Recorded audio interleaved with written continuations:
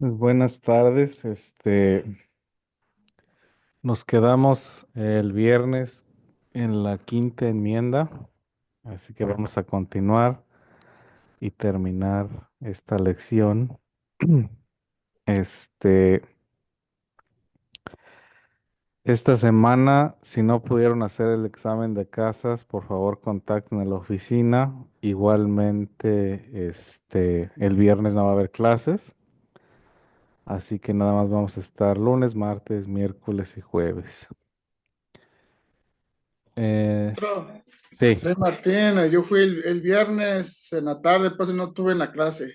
Ah, muy bien. O sea, el Perfecto. examen de casas. Sí, es para ponerle asistencia. Sí, por Gracias. favor, gracias. Gracias. Entonces, nos quedamos en la quinta enmienda, que es básicamente, como les decía, este, tenemos el derecho a no autoincriminarnos, tenemos el derecho básicamente a que no se nos despojen de nuestras cosas sin un juicio, sin una causa probable de algo. Aunque ha habido decisiones donde dicen que esto, por ejemplo, no aplica en las fronteras y también es algo un poquito delicado en cuanto cuando nos detiene un policía, por ejemplo, en la calle. Entonces, cuando hablemos de las decisiones parteaguas más adelante hoy, si es que terminamos o si no ya mañana, vamos a explorar, por ejemplo, esas decisiones donde, por ejemplo, nosotros tenemos el derecho, por ejemplo, a que no se nos catee, o sea, no se nos busque en nuestra persona en la calle, pero ha habido decisiones donde ciertos perfiles se permiten. Igualmente en una frontera, cruzando una frontera, supuestamente ahí no se está 100% en suelo estadounidense todavía. Por lo tanto, un oficial de inmigración tiene un poquito más de autoridad, entre comillas, que un policía normal. Entonces, por eso no está sujeto quizás a mayor revisiones, etcétera, etcétera, etcétera.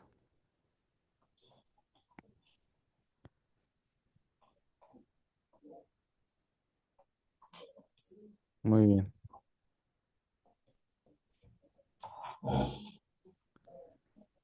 La sexta enmienda, hablamos también de la sexta enmienda. Creo que aquí nos ves bien cuando nos quedamos. No me acuerdo. Pero bueno, no le hace.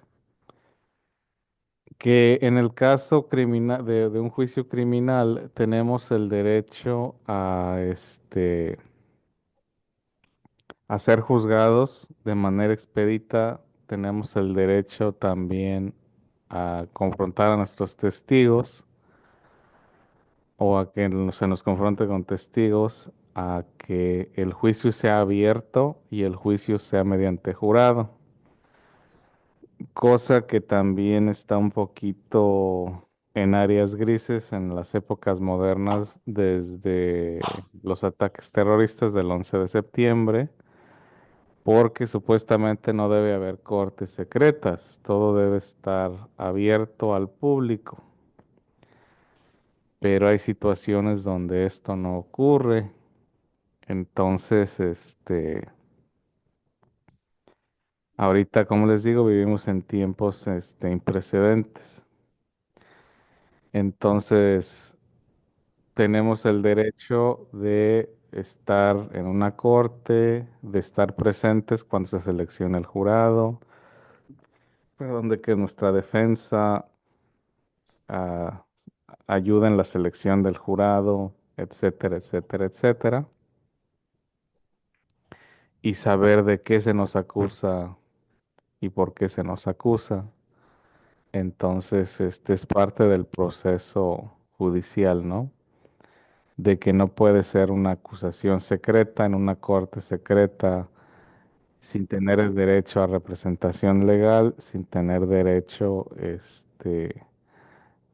a confrontar a los testigos, básicamente, etcétera, etcétera, ¿no? Entonces, Ese es uno de los derechos constitucionales. En el caso este, de una pena criminal, porque básicamente la ley también se divide en dos. Buenas tardes. La ley se divide en dos. Tenemos un código penal y tenemos un código civil. Entonces tenemos crímenes que son penales y hay otros que son violaciones civiles. El código penal, pues básicamente se encarga de problemas, ay, perdón, donde la gente pues va a la cárcel, en pocas palabras. El Código Civil se encarga de situaciones donde hay disputas entre ciudadanos y por lo general los castigos son monetarios y no penales, o sea, no acaban en la cárcel, básicamente. Hay uno que otro, pero ya se escala de una ofensa civil a una ofensa penal. Entonces, la Constitución también hace una distinción entre estos dos tipos de problemas. Entonces, en la enmienda que sigue, habla básicamente de derechos parecidos, pero en situaciones, civiles, ¿sí? Cosa que también en estos tiempos, pero esto ya tiene también bastante tiempo, mucha gente renunciamos cuando, este, entramos en un contrato, ¿sí?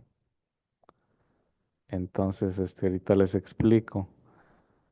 Aquí creo que esto lo vemos el viernes, entonces le puedo cambiar, ¿verdad? O nos quedamos en la quinta. Es que no me quedó claro. Ah,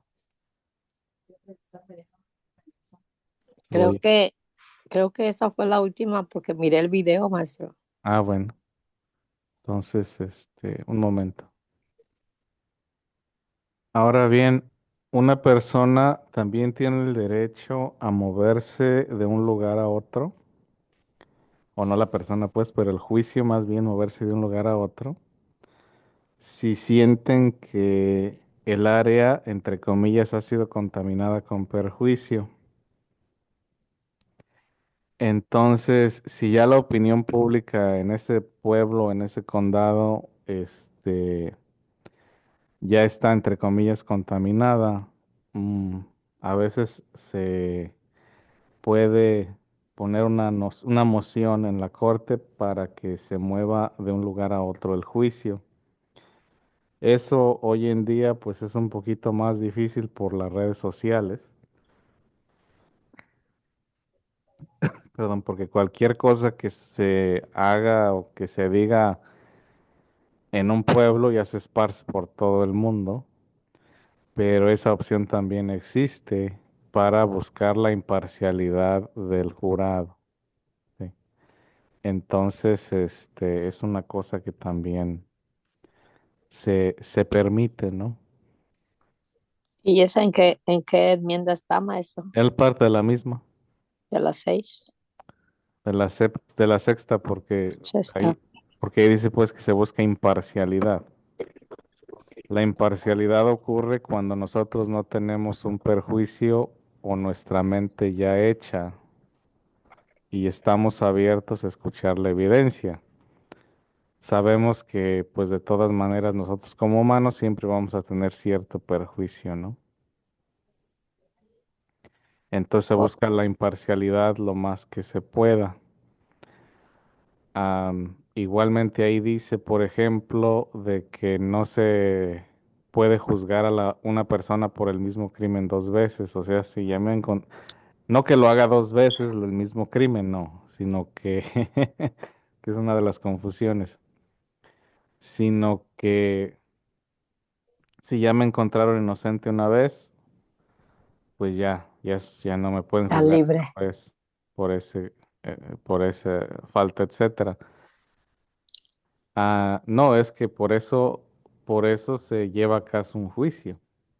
Entonces, si el jurado determina que la persona es inocente, la persona es inocente.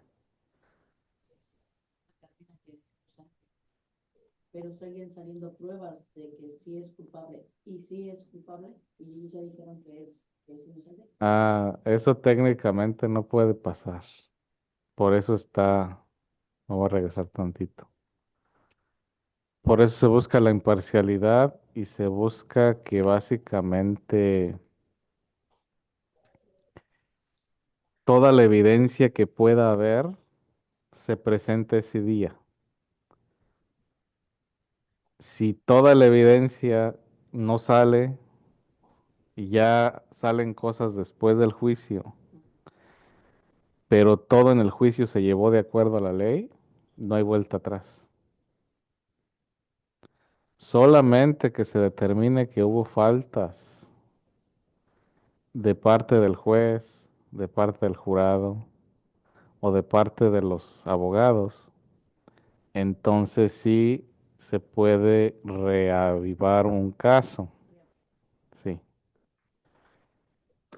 Pero si todo se llevó al pie de la letra Mm. y no hubo ninguna malpráctica, no. Y precisamente para eso está esa cláusula, para que no salgan con evidencia de sorpresa después, que resulta que, y resulta que, y resulta que no, sino que seguimos el protocolo, se estableció la evidencia dentro del marco que marca la ley y ya dentro de ese marco se determina que la persona es inocente, la persona es inocente. Ya que si después de años sale otra cosa y resulta que quién sabe, y esa es otra situación.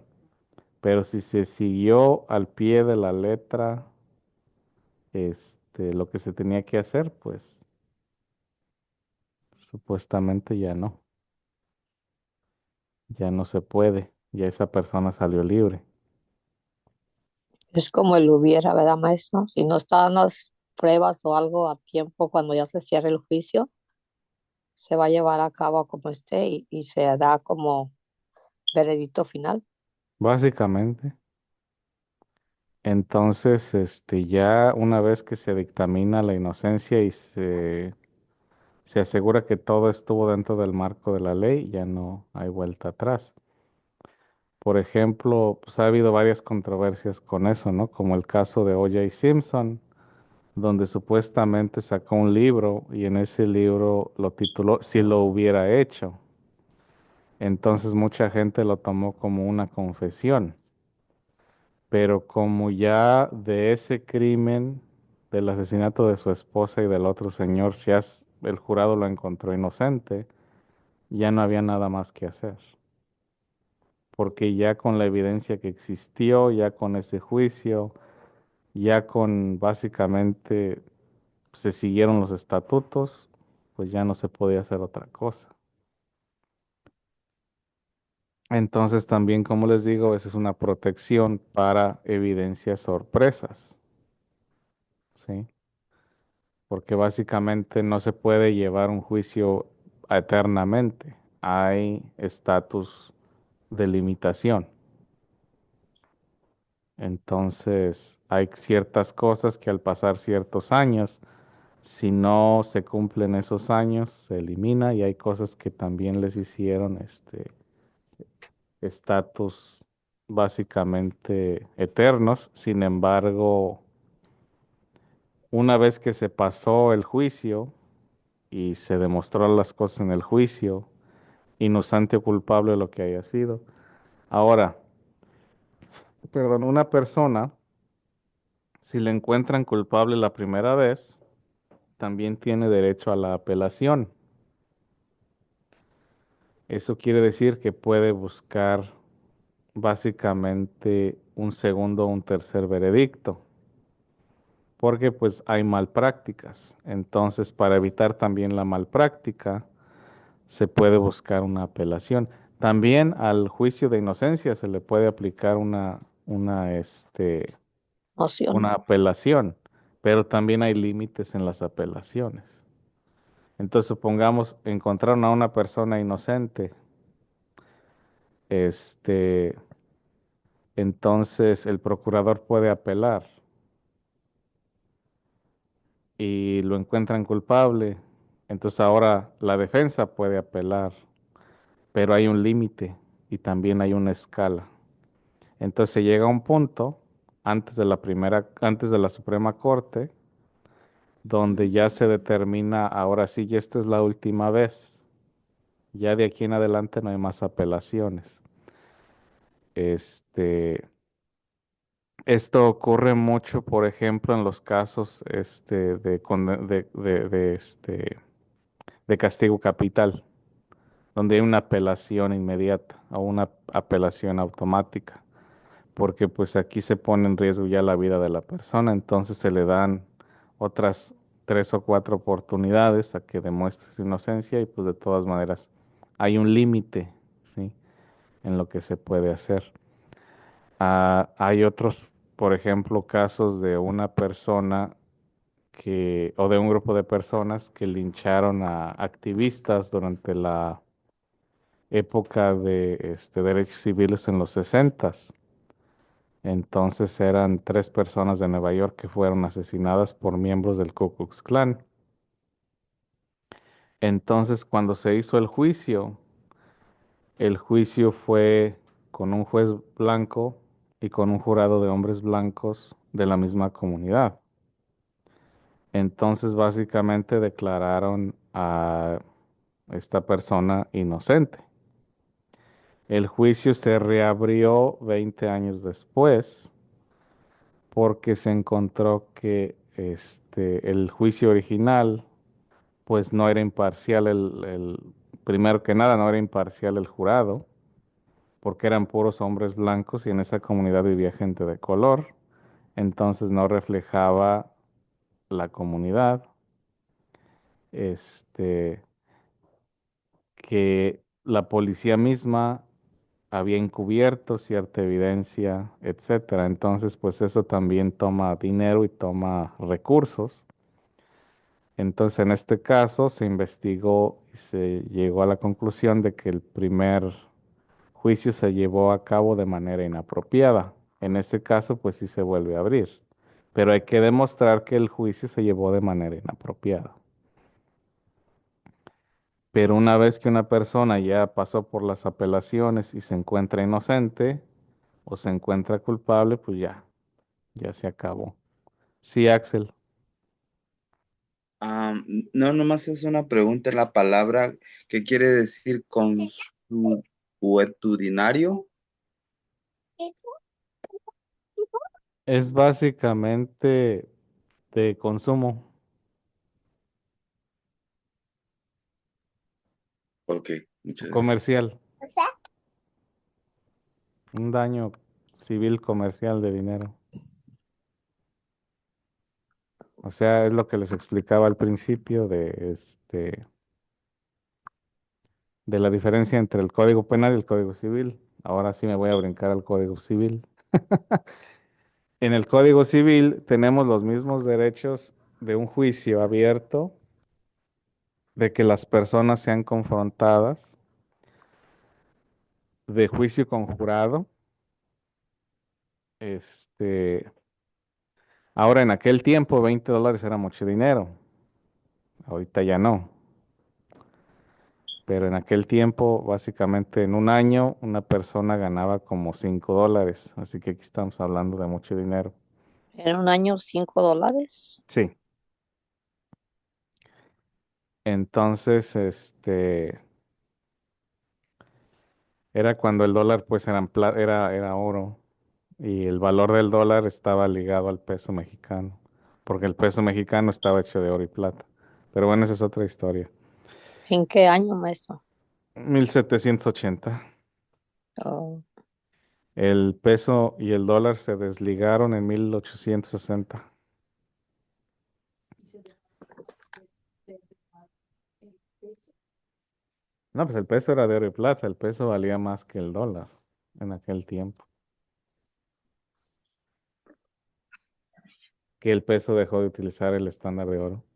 Pero les digo, esa es otra historia. Eso lo vamos a ver después. Este,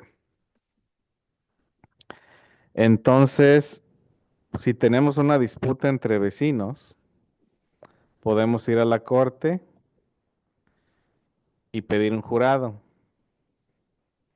Si tenemos una disputa con una compañía, podemos ir a corte o podemos ir a jurado y frente a jurado. Ahora, el problema es que desde los años 90 han estado poniendo cláusulas en los contratos y eso todavía no se disputa bien disputado, de que nosotros renunciamos a nuestro derecho de la séptima enmienda cuando firmamos ese contrato. Entonces hay una cláusula que se llama de arbitraje. Y en la cláusula de arbitraje dice que estamos renunciando a juicio por jurado y que vamos a entrar a arbitraje. ¿Y qué es el arbitraje?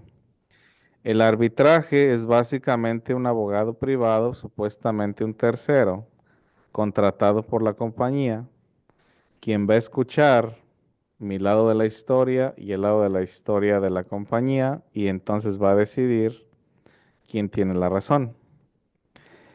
En el caso del derecho constitucional, cuando se seguía esto al pie de la letra, la mayoría de las veces ganaba el consumidor, porque básicamente un jurado evaluaba la evidencia y dictaminaba según la ley. Ahora, en el caso actual, el 98% de los fallos son a favor de la corporación, porque la corporación es la que está pagando al árbitro y no hay jurado. Entonces nosotros cuando tenemos un contrato con nuestra compañía telefónica, de internet, las aplicaciones que utilizamos en nuestro móvil, etcétera, etcétera, básicamente estamos renunciando a este derecho. Ahora, no ha habido una persona con el suficiente capital y con el suficiente tiempo para demandar y que esta demanda llegue a la Corte Suprema, porque supuestamente los derechos constitucionales pues no se pueden renunciar. O sea, yo no puedo renunciar a mis derechos, supuestamente. Mis derechos ahí están. Lo único es que deba hacerlos valer, pero en sí yo no puedo renunciar a mis derechos. Maestro, Entonces, sí, entonces cuando firmamos un contrato tenemos que tener mucho cuidado de leer las letras pequeñas que son cláusulas, como dice usted. sí. Entonces, sabemos que si no firmamos ese contrato, pues no vamos a recibir el servicio. Pero pues sí, hay que estar conscientes de lo que uno lee, de lo que uno lee, de lo que uno está entrando, ¿no? Y esto aplica, como les digo, para servicios y para las aplicaciones que utilizamos en nuestro teléfono o en nuestra computadora. Porque también es lo que mucha gente no sabe, o no sé si no sepa o no se fija, pero cuando usamos Facebook, cuando usamos Instagram, cuando usamos cualquier otra plataforma de red social, incluyendo donde pongo estos videos, estamos entrando en un contrato de uso. Entonces, debemos estar alerta, ¿no?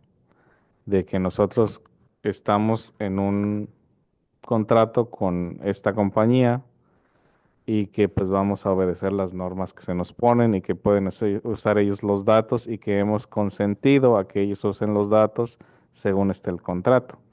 Y el 99.9999% de nosotros no lo lee. Dice, no, pues voy a crear un perfil para ver videos o para qué sé yo, pero no ponemos atención, como dice usted, en la letra pequeña. Entonces, es algo que Pues también... también lo hacen como cuando te van a operar en los hospitales, te hacen firmar Sí, hay y ciertos hospitales que hacen eso, sí. ujú, o dentistas. Sí, que son entre comillas protecciones, pues, pero básicamente, como les digo, hay ciertas cosas que aunque uno firme no aplican, pero para eso se ocupa un buen abogado. y dinero, más que nada dinero. Porque básicamente también, no porque está en un contrato quiere decir que es legal. Entonces, un contrato también puede ser ilegal. Entonces, esto ocurre mucho, por ejemplo, en los trabajos, donde nos dicen una cosa, pero eso que nos dicen va en contra de la ley. ¿Cómo Por e- podemos saber cuando es legal? no, pues uno puede ahorita ya consultar el internet o ir a una de esas asociaciones, civiles. Por ejemplo, yo me acuerdo que recién que llegamos acá, le decían a mis papás, no, es que la primera semana no se paga, Se queda de fondo. se queda de fondo. Eso no existe, eso no está en ningún lado. La ley laboral dice que día trabajado, día pagado. Y yo en ningún trabajo, en ningún lado, me dijeron eso. Y yo lo he consultado y día trabajado, día pagado. Hora trabajada, pagada. Eso no existe, de que la primera semana no se paga. Eso es ilegal. ¿Y eso de pago quincenal sí existe o también es de acuerdo a la compañía? No, el periodo de pago, eso sí, puede ser hasta diario, porque hay lugares donde pagan el día. Yo pago. A mí me pagan al mes. Mm, Entonces, en cuanto a cada cuándo se libera un sueldo, ya eso es mientras opcional. opcional, pero que uno trabaje día gratis, no, eso no existe. ¿Y las horas como de lunch, break y todo eso? Todo está regulado por la ley. No, pues eso del despido, hay ciertas protecciones. Entonces, ¿o cómo? Ajá. Te sales y te corren, te dan ese dinero. Es que eso no existe. Entonces, su primera semana se la deben de pagar. Ahora, si supuestamente no se la pagaron, pues le deben de pagar todo lo que le deben no más tardar 2 días después de que lo despidieron. Sean días de enfermedad, días de vacaciones, el último cheque, o las últimas horas, o toda la quincena que trabajó, lo que haya sido.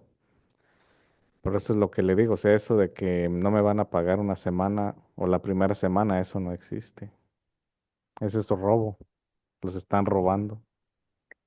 Pero verdad que es algo diferente, por ejemplo, las compañías, algunas, bueno, yo en mi caso siempre he trabajado así, de que se trabaja, por ejemplo, hoy lunes comienzo, pero mi cheque no me lo dan hasta el siguiente viernes, que no sé, sería este viernes que me pagará, sino hasta el siguiente.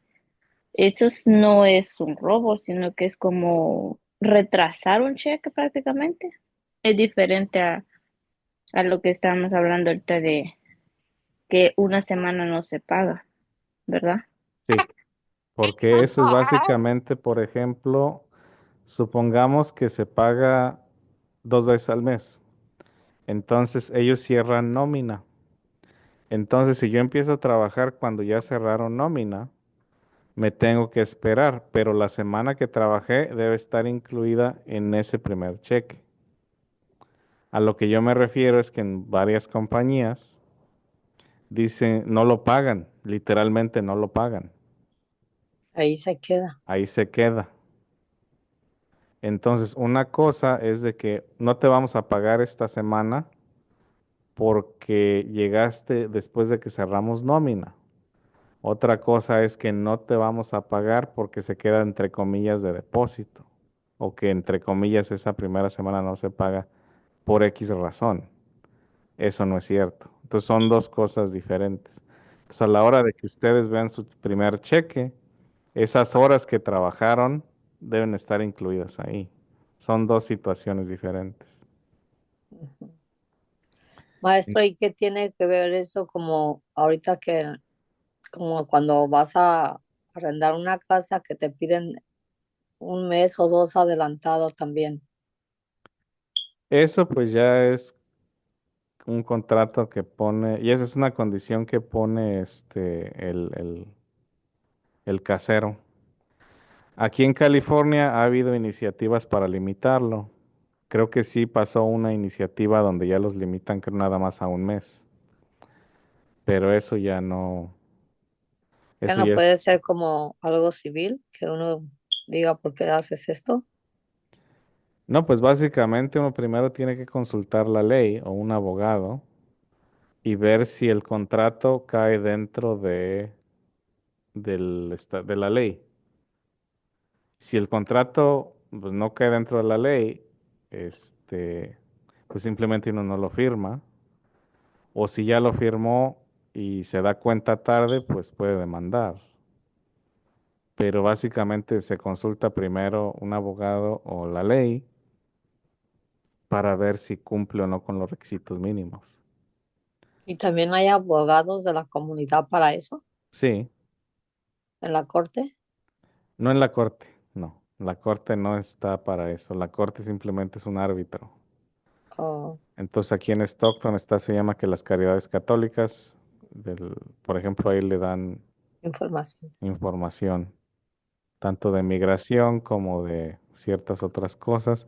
No sé de otras instituciones, pero yo supongo, en el concilio también la pueden referir a abogados que trabajan pro bono o a bajo costo. ¿Sí? Sí, porque a una amiga le pidieron su casa, pero sí le ayudaron como a dar el entre para otro apartamento y le ayudaron a buscar. Y a la otra nomás no le dieron y tenía 10 años viviendo ahí. Y dijo, tú tienes derecho. Si ellos te están diciendo que entregues la casa, ellos se tienen que ayudar a buscar el lugar y a pagar. Es que depende. Porque acuérdense que una casa arrendada es una casa arrendada, no es de uno. Entonces, por ejemplo, por lo general se hace un contrato, Ujú. y se vence el contrato y ya se trabaja de mes a mes. Entonces yo me puedo ir avisando un mes antes o me pueden correr avisando un mes antes o 15 días antes.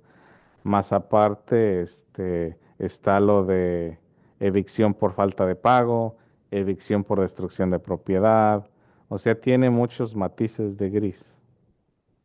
Porque a veces Entonces es también, mejor tener el contrato de tenerlo siempre como cada 6 meses o cada año, si se si, vence. si piensan vivir ahí mucho tiempo, sí.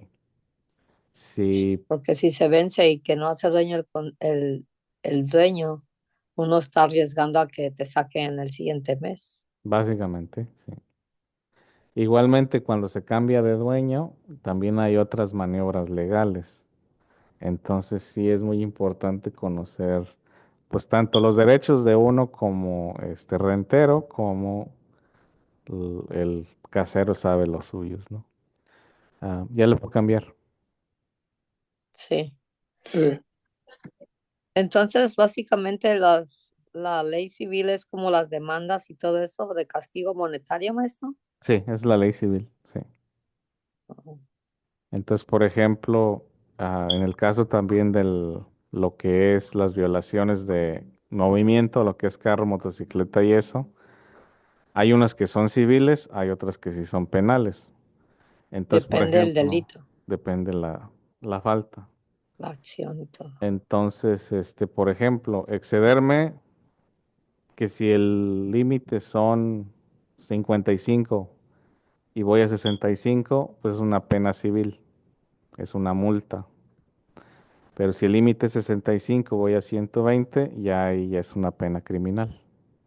Y ahora sí puede haber cárcel, etcétera, etcétera, ¿no?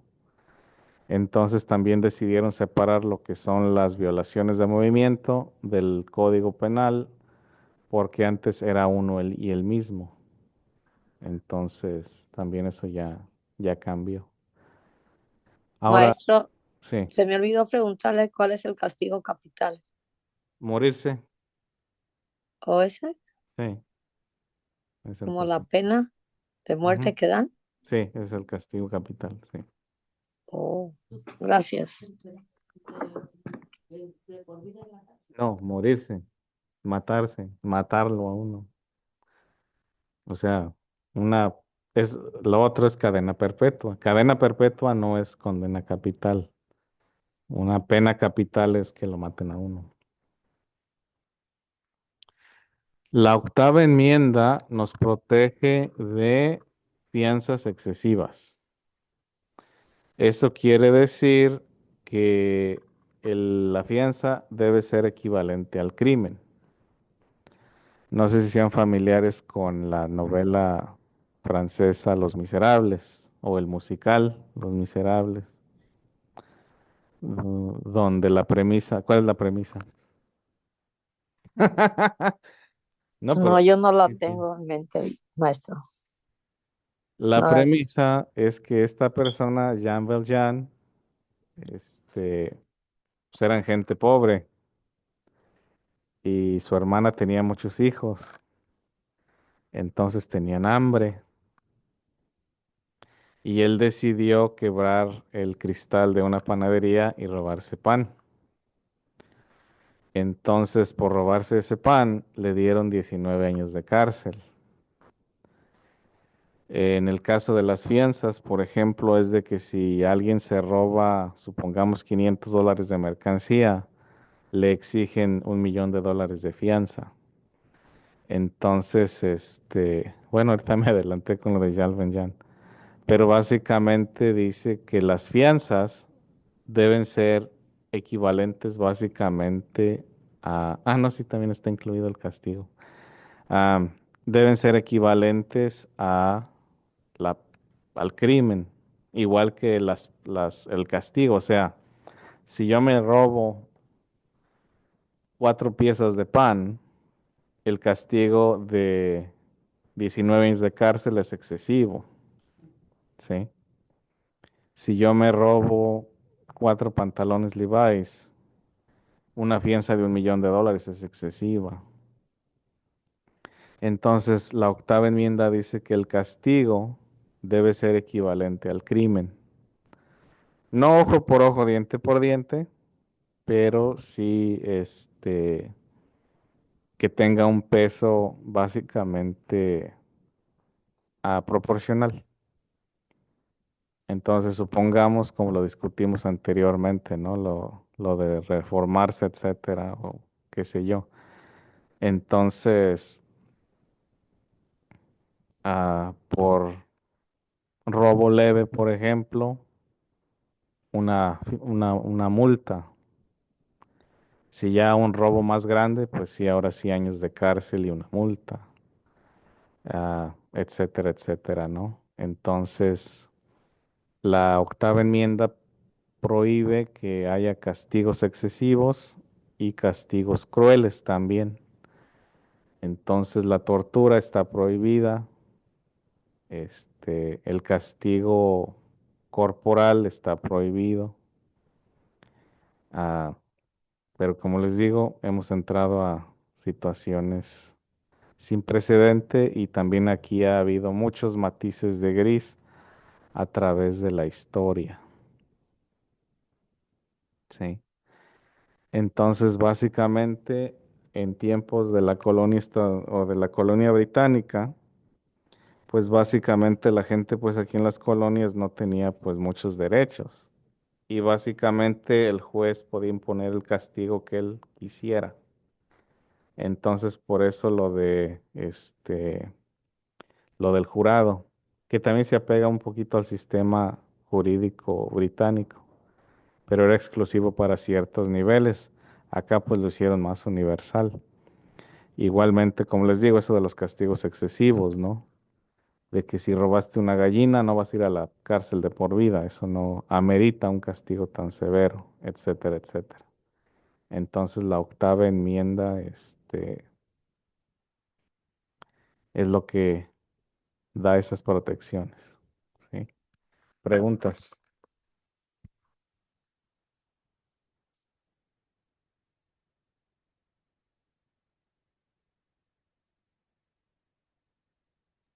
Sí, acabé de apuntar, maestro. ¿Qué tal los demás?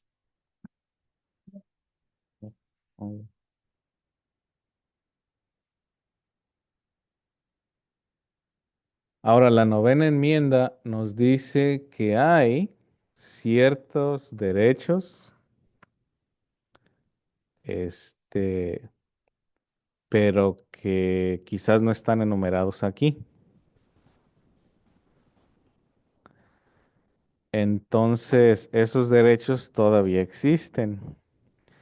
Entonces, como les decía anteriormente, esto se apega a la filosofía de que la libertad no se da, la libertad se quita. Entonces, la novena enmienda básicamente dice eso, de que tienes más derechos de los que están aquí, pero estos derechos que están escritos, estos básicamente 8, 9 derechos, 10 derechos, son los que nadie, absolutamente nadie te puede quitar, a menos que se cometa pues un crimen. Entonces, todos de estos derechos básicamente están fundamentados y son los 10 derechos fundamentales, aunque existan otros. Entonces, tú tienes el derecho a hasta que ya no, ¿sí? Entonces, esto se va a atar bien a la enmienda que sigue.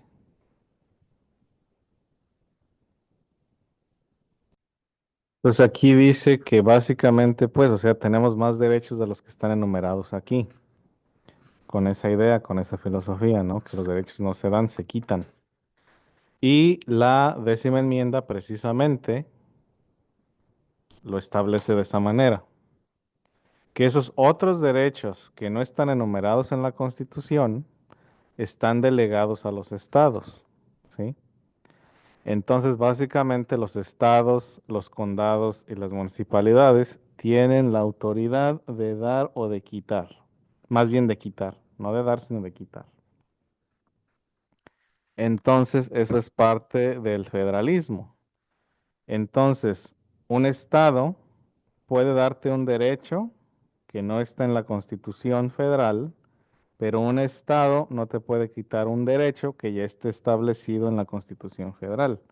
Entonces, por ejemplo, un estado no tiene el derecho a crear cortes secretas, o un estado no tiene el derecho a quitarte tu propiedad sin haber pasado por un juicio, sin haberte pagado por esa propiedad, etcétera, etcétera, porque ese es un derecho federal. Un estado no puede limitar tu expresión, tu libertad de expresión, porque ese es un derecho federal. Pero, por ejemplo, un estado sí puede o a votar. Perdón, aunque eso pues vamos a entrar en controversias, pero bueno. Este, por ejemplo, en Estados Unidos, ya vieron en la Constitución, no existe tal cual el derecho a la educación. El derecho a la educación en Estados Unidos no es un derecho federal constitucional. Ese derecho lo dan los estados, ¿sí? Entonces, básicamente,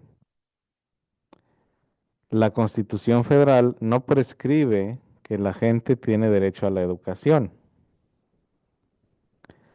Por lo tanto, si un estado de Estados Unidos también dice que no hay derecho a la educación, no hay derecho a la educación. Pues si quieren estudiar, pueden pagar.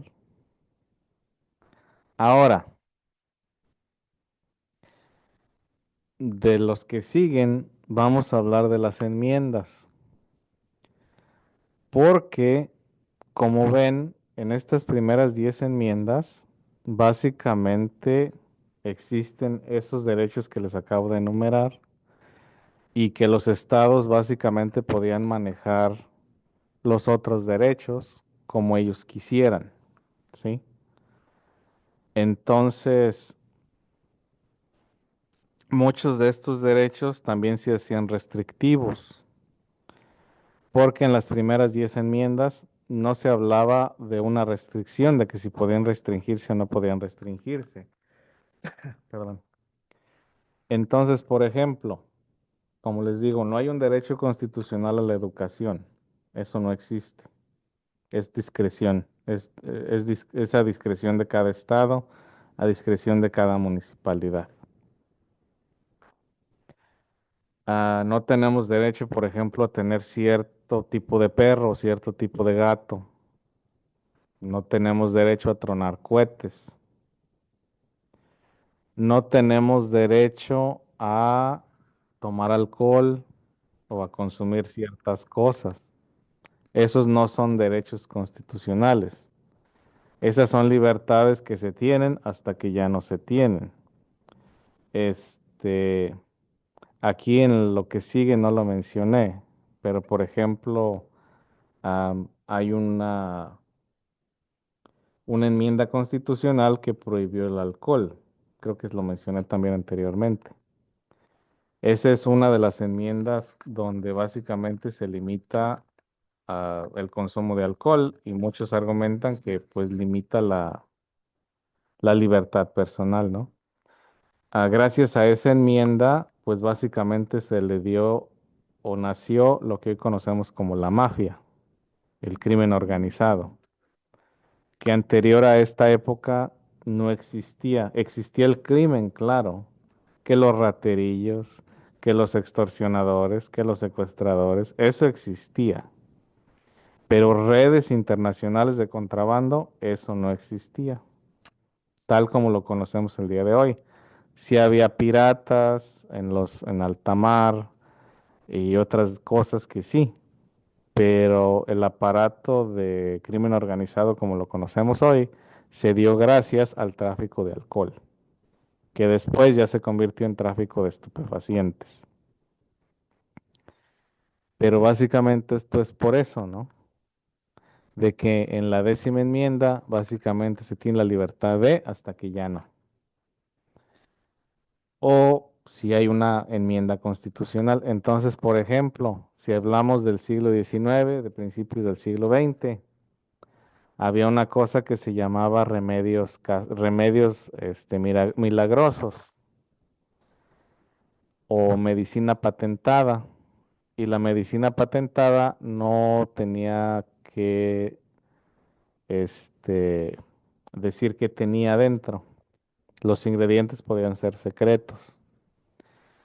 Esta medicina patentada estaba hecha con cocaína, con heroína, con anfetaminas, etcétera, etcétera. Entonces había hasta goma de mascar con cocaína y se podía comprar en la farmacia para quitarme el dolor de cabeza.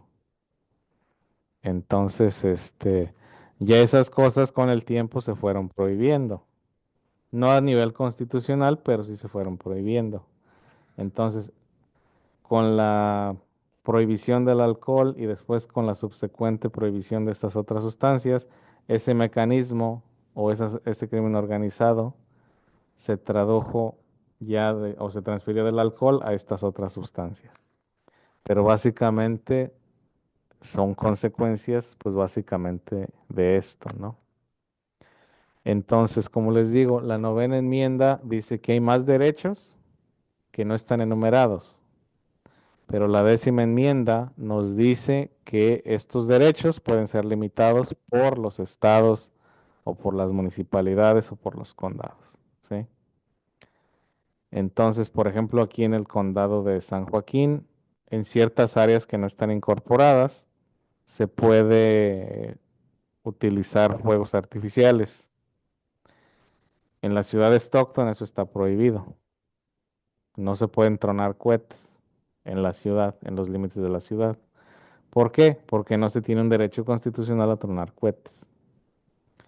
En Miami, Florida, en el condado de Miami, Miami-Dade, están prohibidos los pitbulls. El tener un pitbull no es un derecho constitucional. O sea, yo no tengo derecho a tener una mascota. Entonces, a ese tipo de cosas se les puede regular. Ahora, tengo un derecho, por ejemplo, al tránsito libre.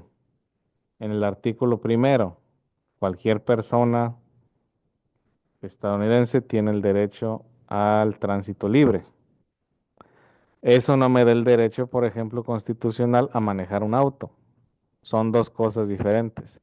Yo en mi persona me puedo mover, pero yo no tengo el derecho constitucional a manejar un carro en una vía pública, ¿sí? Yo no tengo el derecho constitucional a subirme a un avión, a subirme a un tren. Entonces también eso mucha gente la malinterpreta. Sí tengo el derecho de tránsito en mi persona, pero no tengo el derecho de abordaje o no tengo el derecho de conducir un auto, ¿sí? Entonces eso lo puede regular el Estado, eso lo puede regular la ciudad, eso lo puede regular el condado. Entonces hay muchas cosas donde nosotros decimos que tenemos el derecho, pero en realidad no es un derecho al 100%. Igual, tengo el derecho a mi propiedad, pero no tengo el derecho a la propiedad, ¿sí? Son dos cosas diferentes. Entonces hay ciertas cosas que sí se les puede prohibir su venta. Hablamos de estupefacientes, hablamos de ciertas cosas, hablamos por ejemplo de la segunda enmienda, de que la segunda enmienda pues también tiene sus límites. De la primera enmienda también hay material que está 100% prohibido. Entonces, como les digo, no todos los derechos, aunque estén enumerados, también son absolutos. ¿Sí? Preguntas.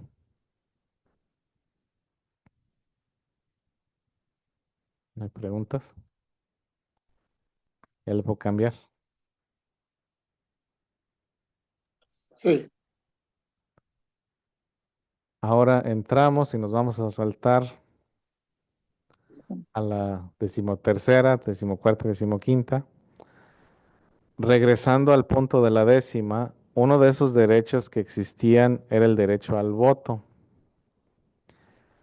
el derecho a, a tener esclavos, el derecho a, pues sí, a tener esclavos, ¿no? Eso está no en las enmiendas, sino en los artículos. Entonces, en la decimotercera enmienda se elimina a la propiedad de esclavos,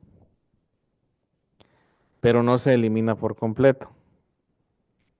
Entonces, el derecho comercial a la esclavitud ya no existe,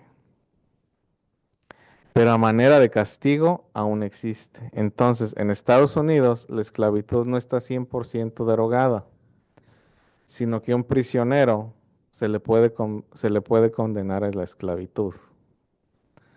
Entonces, ya cuando veamos historia, van a ver esto desde el punto de vista histórico.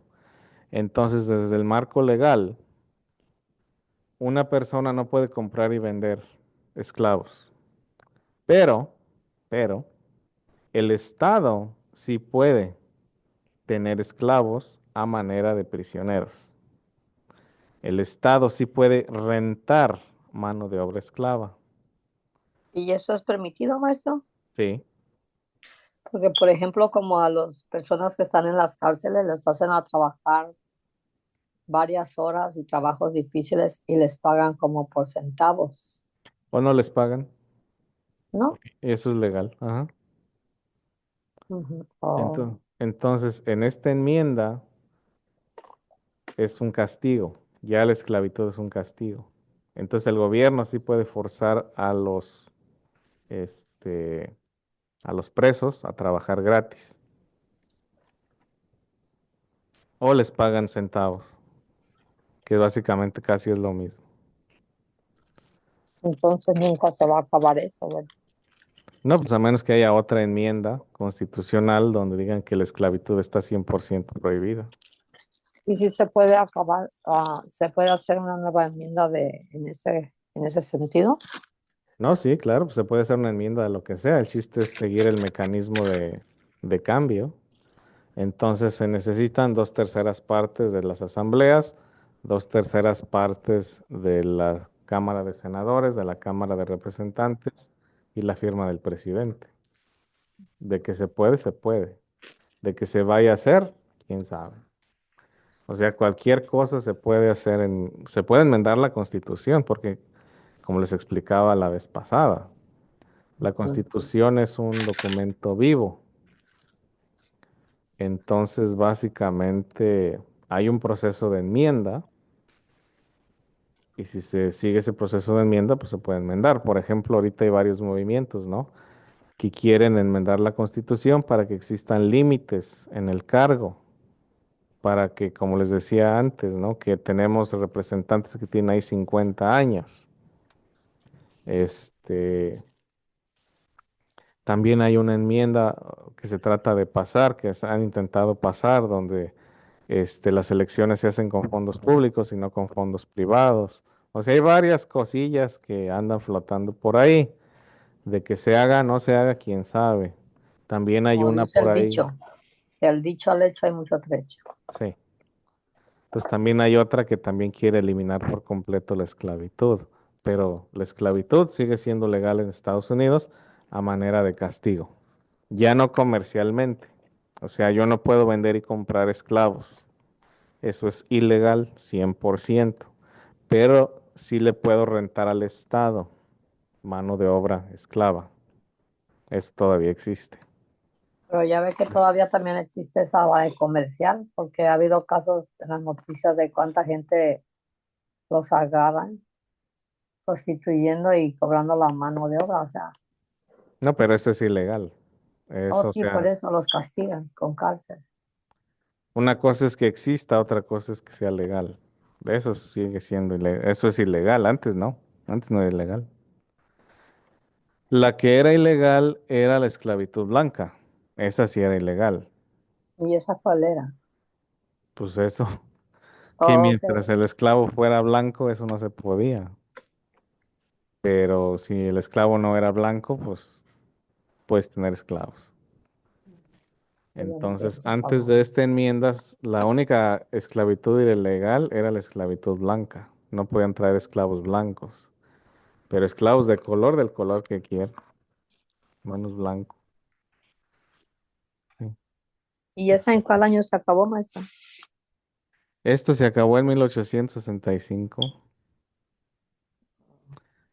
Lo vamos a ver en historia. Las fechas las vamos a ver en historia, pues ahorita nada más nos interesa el contenido. Ujú. Entonces ya cuando empezamos a hablar de los derechos civiles, porque les digo, vamos a hablar primero de la historia en general y después nos vamos a enfocar en grupos. Ok, Vamos a gracias. tomar diferentes perspectivas. Ya lo puedo cambiar. Cuando Sí, dice si puede rentar a esclavos a forma de Estado, ¿todavía sí. se puede hacer eso o ya no, maestro? O sea, rentarlos del Estado, sí, porque hay muchas compañías que no voy a nombrar que utilizan mano de obra esclava aquí en Estados Unidos para hacer sus cosas, sea ropa, sea zapatos, Mm, etcétera. ok. En, ci- en ciertos estados también los llevan a trabajar al campo. Mm, Entonces, sí. Ahora, la 14ª enmienda define lo que es un ciudadano y elimina, como les digo, esa esclavitud comercial. Entonces, la 14ª enmienda dice que toda persona nacida dentro de Estados Unidos o naturalizada dentro de Estados Unidos es ciudadano sin importar raza. Ahora esto regresa, como les digo, a la 10ª enmienda, en el sentido de que antes los estados determinaban quién podía ser ciudadano o quién no podía ser ciudadano. Entonces, el derecho a la naturalización, por ejemplo, o el derecho a la ciudadanía, por ejemplo, no estaba en la Constitución. Entonces, ustedes ven y se regresan a las primeras 10 enmiendas o a las mismas primeros 7 artículos. No define precisamente quién puede o no puede ser ciudadano. Eso se dejaba a los estados. Lo único que mencionaba la Constitución, por ejemplo, es que se podía hacer que un ciudadano era un hombre libre, blanco, ¿sí? Y la definición de blanco se le dejaba a los estados. Entonces, a una persona, por ejemplo, irlandesa no se consideraba blanco, un italiano no se consideraba blanco, un polaco, un croata, un serbio o un ruso no se les consideraba blancos. Blancos eran anglosajones, quizás franceses, a veces ni los españoles o los portugueses. Entonces, ahí decía blanco, pero la definición de blanco era también muy matizada. Llega la decimocuarta enmienda y como ya se liberaron los esclavos y pues no los iban a deportar masivamente a África, pues les dieron ciudadanía, ¿no? Entonces cualquier persona nacida en territorio estadounidense se considera ciudadano estadounidense. Ahora, es dentro de territorio anexado completamente, porque aquí deja fuera a las colonias, a lo que se llaman territorios administrativos hoy en día. Entonces, la gente que nace en Guam, la gente que nace en las Islas Marianas, la gente que nace en las Islas Vírgenes, la gente que nace en, ¿dónde más es territorio estadounidense? En ese tipo de lugares, ellos no son ciudadanos, son nacionales. Y los nacionales se les da una green card para entrar a Estados Unidos. No pueden votar en elecciones federales, tienen que hacerse ciudadanos. Y allá en sus territorios no se les puede, no votan para representación, no tienen representación. Puerto Rico es una de las excepciones, o es la excepción. Los puertorriqueños, aunque nada más sea un territorio, sí tienen ciudadanía y esta se les dio en 1917 para poderlos llevar a la Primera Guerra Mundial en Europa. Entonces, como necesitaban soldados, se les dio la ciudadanía, ¿sí? Pero el resto de las islas no. Eh, por ejemplo, el Canal de Panamá también era territorio administrado por Estados Unidos, pero las personas nacidas en el Canal de Panamá pues no eran estadounidenses, a menos que sus papás fueran estadounidenses.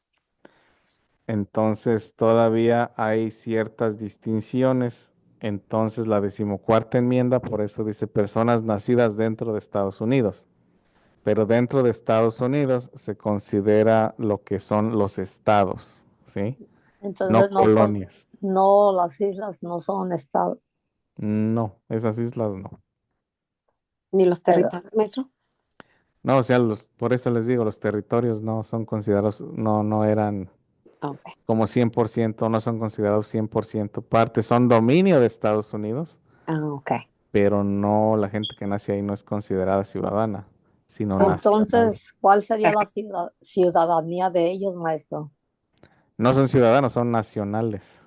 Entonces nada más tienen nacionalidad, O sea, nacionalidad. nacionalidad, no es ciudadanía. Porque una cosa es ciudadanía y otra cosa es nacionalidad. Un ciudadano goza de todos los derechos y garantías, un nacional no. Un nacional pues nada más es de ahí y hasta ahí. Entonces, por ejemplo, alguien de Guam o de Samoa, de la Samoa americana, necesita permiso para ingresar a los estados y se les da residencia permanente, no se les da ciudadanía. Para la ciudadanía tienen que aplicar como cualquier otro extranjero. Entonces, es diferente su estatus. Pero, por Entonces, ejemplo, para los samoanos, yo conozco un muchacho que es de por allá ajá. y dice de que hay dos versiones. A una parte de Samoa es que sí son ciudadanos y otra Ujú. parte que solo son nacionales. Es que depende, ¿no? Si son de la clase colonial, o sea, si son descendientes de gente que ya era ciudadana estadounidense, pues sí, son ciudadanos. Y si son nativos de Samoa, no son nacionales. Igualmente, si entraron a las Fuerzas Armadas, también a veces les dan la ciudadanía. Entonces sí hay matices de gris ahí. Am, pero en sí una persona, igualmente los nativos americanos no eran ciudadanos hasta hace poco. A ellos se les consideraban también nacionales. Ujú. Entonces también esta cosa como que ha tenido sus excepciones y sus matices de gris. Cuando ocurre el conflicto entre México y Estados Unidos, por ejemplo, y pues quedan mexicanos de este lado. En el Tratado de Guadalupe Hidalgo se determina que los mexicanos son legalmente blancos, porque como les decía, solamente a los blancos libres se les podía dar la ciudadanía estadounidense.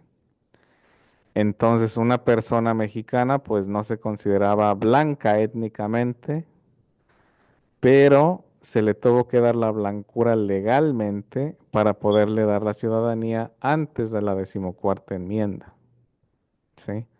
Porque antes de la decimocuarta enmienda tenía a consideración pues la raza, que se tenía que tener cierta raza para ser ciudadano. Ya después la decimocuarta enmienda quita ese requerimiento, pero sí, en el Tratado de Guadalupe Hidalgo se estipula que cualquier mexicano se consideraría blanco para entonces poderle dar la ciudadanía. Por eso, en los pósters del FBI, cuando salen los del narco y eso, aunque estén morenos, se les pone blanco, porque un mexicano legalmente, mediante tratado internacional, es blanco. Entonces, supuestamente, cuando uno llena un documento que pone que etnicidad, si uno es mexicano, si uno nació en México y es mexicano, entre comillas, por el Tratado de Guadalupe Hidalgo, uno es blanco, que no sea cierto. Pero eso es nada más legalismos, son legalismos. Ya hoy en día, pues la decimocuarta enmienda, pues ya quita eso. Entonces ya uno pone su descendencia que sí es. Pero básicamente, uno como mestizo, pues técnicamente en ese marco legal, pues ya es supuestamente blanco para ese propósito. Pero ya en las formas del censo y en las formas esas, pues ya uno pone lo que es. Este, la otra cosa es de que también existe la protección y la igualdad ante la ley. La décima enmienda dice pues que tenemos derechos, ¿no?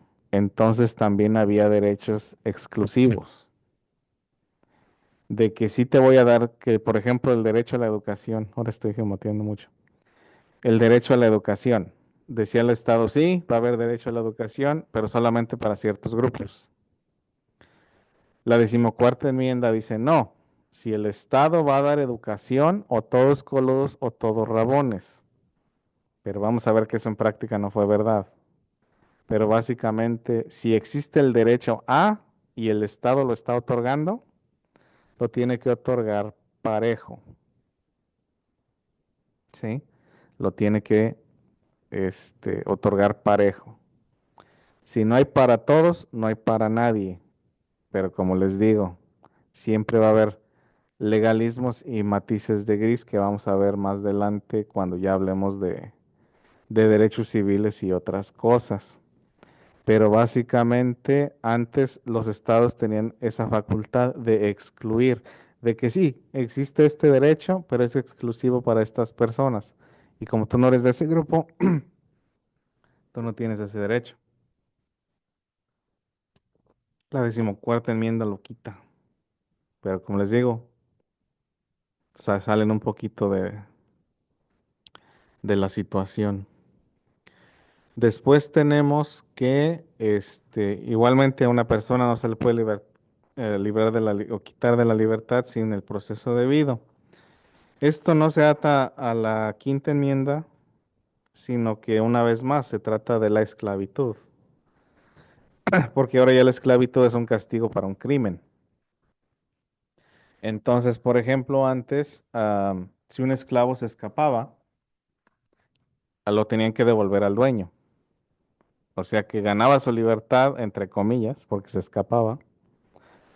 Pero pues si lo agarraba la policía, pues la policía lo regresaba al dueño. Ya no se puede, porque ya la esclavitud es ilegal. Entonces, si me van a librar de la libertad o si me van a quitar mi libertad, es porque se cometió un crimen. Pero ese crimen tiene que ser comprobado en una corte de ley, no nada más así porque sí, ¿sí? Entonces, si alguien va a ser arrestado, es porque se le acusa de un crimen, ¿sí? Si no se le acusa de un crimen, no se le puede, privar de su libertad. Entonces, de esto se trata esta aclaración, de que como ya nadie es esclavo, ya no se le puede privar a nadie de su libertad, ¿sí? Este, la otra parte es también, y esto tiene que ver más con la guerra civil, de que si alguien le juró lealtad a la Constitución como un servidor público, pero violó este juramento al participar en actos de insurrección, ya no tiene derecho a la participación cívica. O sea, ya no puede ser un servidor público, ya no puede ser candidato ni servir en ninguna capacidad, este, ¿cómo se llama? Como servidor público. Y la otra, que el gobierno va a pagar todas sus deudas sin que se cuestione la deuda. Esto también a raíz de la guerra civil, porque básicamente durante la guerra civil, pues hubo destrucción de propiedad y pues los esclavos también eran propiedad, así que sí hubo cierto nivel de remuneración, ¿no? Del gobierno.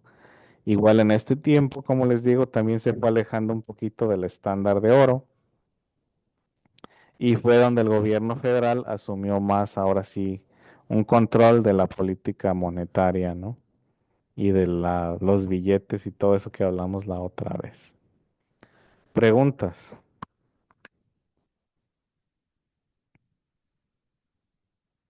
Si no hay preguntas, dejen paso listo.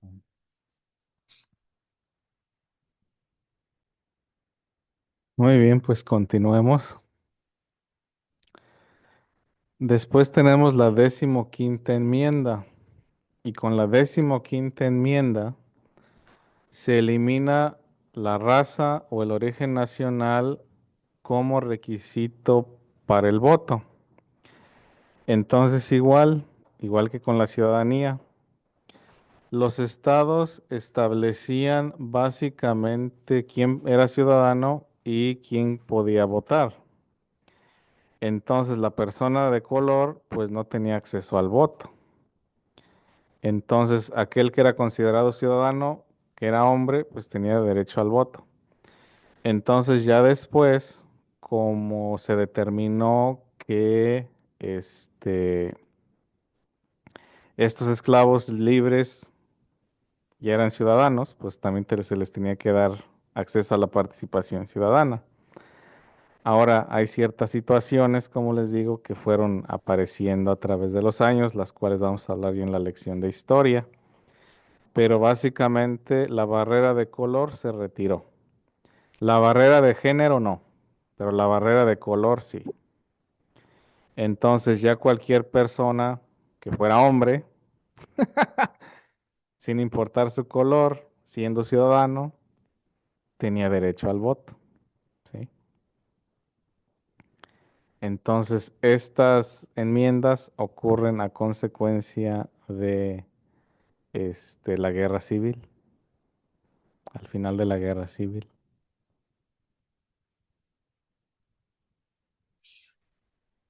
Y ya después tenemos la 19ª enmienda, que ahora sí elimina la barrera basada en género, ¿sí? Quinta se pasa hasta la 19ª. Sí. Estoy poniendo entre comillas las más importantes, las que tienen más consecuencia en la vida diaria, que son las primeras 10 y estas. Ya las otras las vamos a ir entreverando en las lecciones históricas, porque todavía hay otras, o sea, hay 27, faltan 8 más, pero esas las vamos a ir viendo en su contexto histórico. Así de hablar de la Constitución, pues es nada más estas.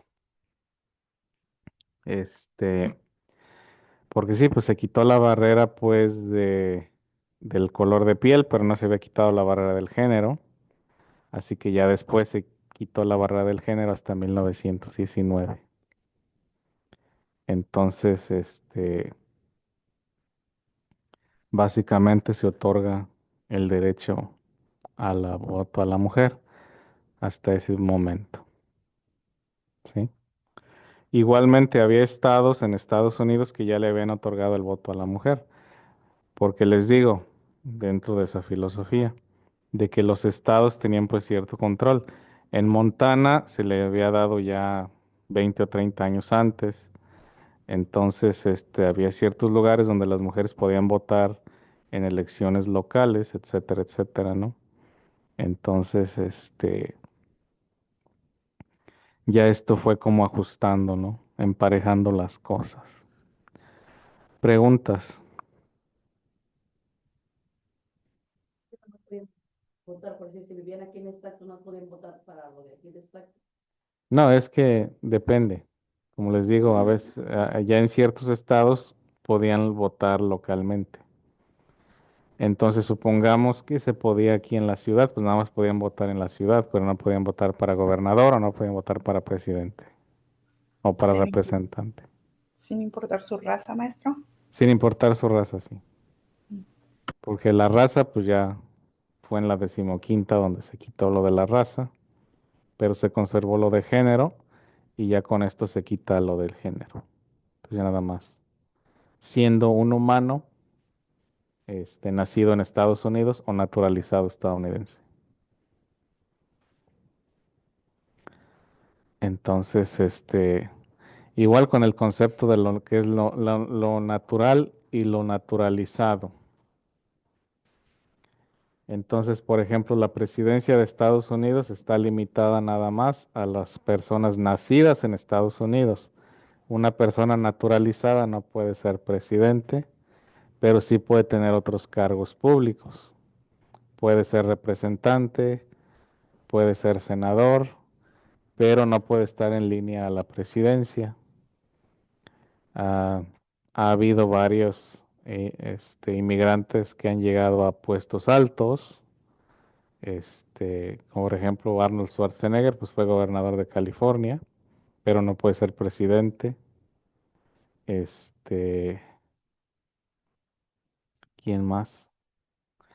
Henry Kissinger, pues fue secretario de Estado bajo Nixon. Él fue inmigrante. Eh,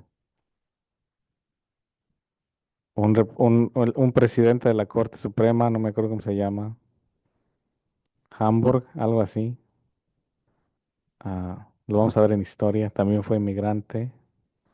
O sea que ha habido varias gentes de notoriedad que han sido inmigrantes, pero pues no pueden ser presidentes, pero sí pueden tener otros cargos. Son de aquí, pues, son ciudadanos, desde 1864, desde que se pasa la decimocuarta enmienda, pues son ciudadanos. Y ahora ya hasta hay la oportunidad de tener la doble ciudadanía, ¿verdad? Que Ah, eso, si es- eres padre mexicano, tus hijos tienen el derecho a tener la ciudadanía mexicana. eso fue reciente, pero eso es porque México así lo quiso, Mm, porque eso tampoco es automático, se tiene que hacer un trámite. ujú. Mm, Sí, Maestro, pero un por momento, ejemplo, ok, yo me espero. sí. Porque están diciendo ahorita que tienen que registrarse como para las huellas. Todo, No todos, ahorita están hablando de personas sin documentos. nada más que las personas sin Sí, documentos tienen que sacarse las huellas o registrarse. ahorita están haciendo una lista de gente, Ujú. pero es de personas sin documentos. Entonces, supuestamente, si no hay ningún registro de la presencia de alguien en Estados Unidos, les están requiriendo que se registren. ¿Cuáles son las que tienen que registrar? Cualquier persona sin documentos. Cualquier muchachito que viene sin documentos se tiene que registrar. Cualquier persona mayor de 14 años, según lo que yo tengo entendido. Los que son nacidos aquí no tienen nada que ver. No, Los que entran con visa, con pasaporte, ellos ya están registrados. nada más los que no.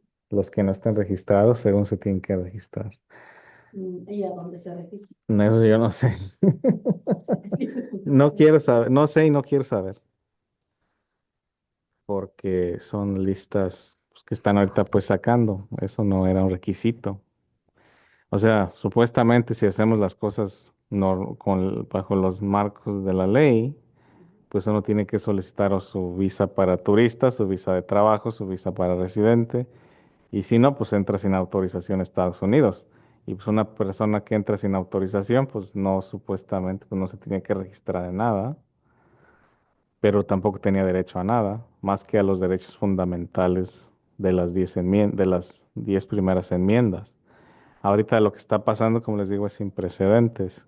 Entonces están diciendo que la gente que está aquí sin documentos y que no tiene un caso pendiente o que qué sé yo, que se tiene que registrar. Yo no sé cómo, yo no sé a dónde y no quiero saber. Entonces, de ahí en fuera, si se es ciudadano ya sea de nacimiento o naturalizado, no se tiene que registrar en ningún lado. Un residente permanente no se tiene que registrar en ningún lado. Una persona que tiene visa de turista legal y la sigue obedeciendo no tiene que registrarse en ningún lado. Una persona con visa de trabajo no se tiene que registrar en ningún lado porque ya están registrados. Igualmente, cuando entra un turista o un residente permanente, pues le toman las huellas al entrar. Eso es cada vez. A los ciudadanos, pues nomás una foto. Este, pero eso es todo. Sí, sí, claro. Y que van a la escuela. Ahí no tienen pues toda su información, todo eso. No, pues la escuela tiene la información que No, proveen los papás. No, a un menor no se le toman huellas. Buenas tardes, Para nada. maestra. Buenas tardes. A un menor no se le toman huellas así. Para la escuela, no. Las huellas solamente se toman en caso de la comisión de un delito o requerimientos para cruzar la frontera, pero así nada más porque sí las huellas no se toman. Igualmente para la residencia permanente, si eres un menor de 14 años, no se le toman las huellas. Este, pero a veces obedecen, a veces no. Entonces, o sea, eso de las huellas es algo delicado. Están pidiendo de que huellas y registros y todo eso es. Son políticas que están poniendo, pero otra vez cae dentro de ciertas jurisdicciones que tiene el Ejecutivo en cuanto a ciertas cosas que todavía no están muy claras. Pero nosotros no debemos entrar en pánico. Si tenemos todo en orden, muy bien. Entonces, uno tiene que ser precavido, uno tiene que cargar su identificación, lo que usted quiera, pero no debe entrar en pánico. Este, ahora sí, a Rosalba. Oh, mi pregunta era, por ejemplo, los que son de México y tienen todo como, pueden ser a sus hijos ciudadanos de doble nacionalidad. ¿Hasta cuándo se pierde eso? Por ejemplo, ¿los hijos de ellos ya van a perderla o sigue todavía la generación? No, pues mientras se haga el registro no se pierde. Si se deja de hacer el registro, pues a la segunda generación se pierde. O a la primera. O entonces todavía puede seguir de generación en generación. Sí. O, O ok. sea, o sea que bajo la Constitución mexicana, y esto cambió hace poquito, ya si alguien tiene padres mexicanos, le puede heredar la ciudadanía. Antes pues era la gente que nacía en México nada más. Entonces, si alguien tiene un papá o una mamá mexicano, puede solicitar la ciudadanía mexicana. Pero si alguien nace fuera de México, de padres mexicanos y no solicita la ciudadanía, pues ya no es automático, no es de que ya eres mexicano, no. Ha habido el caso hace poquito de gente de descendencia mexicana que han deportado de México porque pues no son mexicanos, simplemente sus papás son mexicanos, pero ellos no tienen ningún documento que los acredite como tal, entonces los deportan de regreso a Estados Unidos. Entonces, mientras los papás hagan el trámite apropiado y ya saquen un pasaporte y una carta de naturalización, pues ya serían mexicanos. Ahora, la doble ciudadanía en Estados Unidos siempre ha existido. La doble ciudadanía en otros países no. Igualmente, la doble ciudadanía mexicana apenas existe en el 98. Antes del 98, si se naturalizaban de otra cosa, se perdía la ciudadanía mexicana, pero del 98 en adelante, la doble ciudadanía se mantiene automáticamente. Entonces, igual para registrar a un hijo como mexicano, pues eso también es reciente. Porque antes también, pues si nací en el extranjero, pues ya es extranjero. Disculpe, Gracias. maestra, una pregunta. Sí. Cuando tú tienes ciudadano, automáticamente tienes la doble ciudadanía o cómo funciona eso? Hoy en día sí, antes no.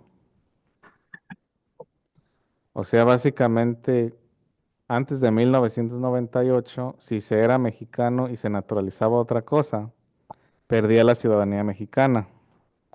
Hoy en día no. Hoy en día se naturaliza de otro lugar y su ciudadanía mexicana se mantiene de nacimiento. No se pierde. Antes sí se perdía, ahora no. Entonces ya no hay que hacer nada. Muchas gracias, maestra. Sí, de nada. ¿Y qué pasa con los que lo hicieron antes? Tienen que renaturalizarse. Oh, Sí. Entonces, son cosas. Pero eso ya es diferente de país a país. Sí. entonces eso fue en 98 cuando fue Para que ya, México. que no la pierdes. Para México. Para Oh, otros países es diferente. Cada país es diferente. Del lado estadounidense no les importa, pero el otro país sí. Entonces, en Estados Unidos siempre se ha podido tener doble ciudadanía. Una vez adquirida no se pierde a menos de que uno la renuncie. Entonces, una persona que nació en Estados Unidos y quiera renunciar a la ciudadanía estadounidense, lo que puede hacer es ir a un consulado en el extranjero, demostrar que ya tiene ciudadanía de otro país, pagar un impuesto de salida y ya entonces renunciar. Pero una vez que se renuncia a la ciudadanía estadounidense, jamás se recupera, aunque hayan nacido en Estados Unidos. ¿y si habrá gente que haga eso, maestro?